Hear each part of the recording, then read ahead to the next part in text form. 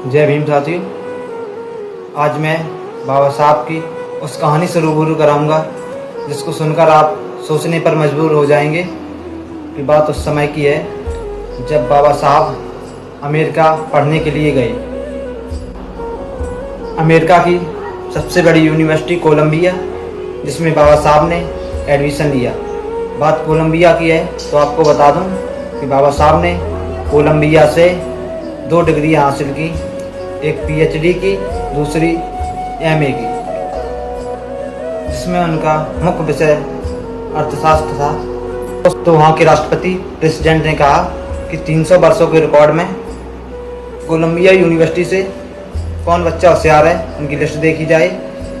तो अमेरिका जैसे देश में 300 वर्षों के रिकॉर्ड में बाबा साहब डॉक्टर भीमराव अम्बेडकर जी का नाम नंबर 1 पर था। इसलिए वहाँ के राष्ट्रपति प्रेसिडेंट ने कहा, अगर अम्बेडकर हमारे देश अमेरिका में पैदा हुए होते तो उन्हें हम ज्ञान का सूर्य कहते, ज्ञान का देवता कहते।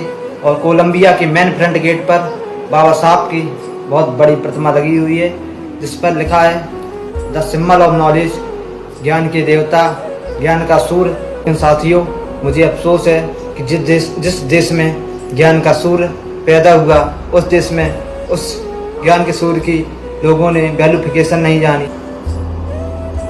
अमेरिका जैसी कंट्री जो सबसे पावरफुल कंट्री है, उसने कहा अगर भारत देश की जगह अम्बेडकर हमारे देश में पैदा हुए होते तो उन्हें ज्ञान का सूर्य कहते।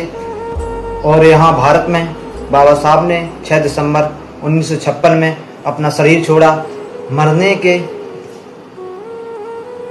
30-35 साल बाद उन्हें इस देश ने भारत रत्न से सम्मान किया।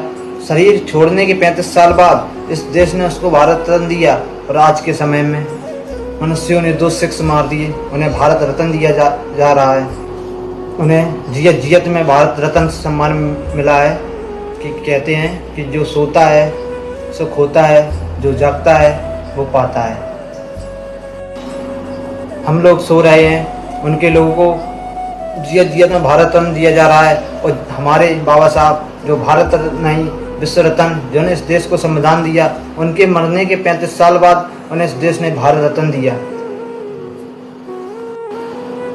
इसलिए कहते हैं लोगों, हमारे समाज के लोगों, आप लोग ज़्यादा से ज़्यादा जिस देश में ज्ञान का सूर्य पैदा हुआ उस देश में उसकी वैल्यूफिकेशन नहीं जानी। हमारे लोगों ने बाबा साहब को भूल चुके हैं, जिन्होंने हमारे लिए इतनी हक अधिकार की लड़ाइयाँ लड़ी। बाबा साहब को हम लोग भुला चुके हैं।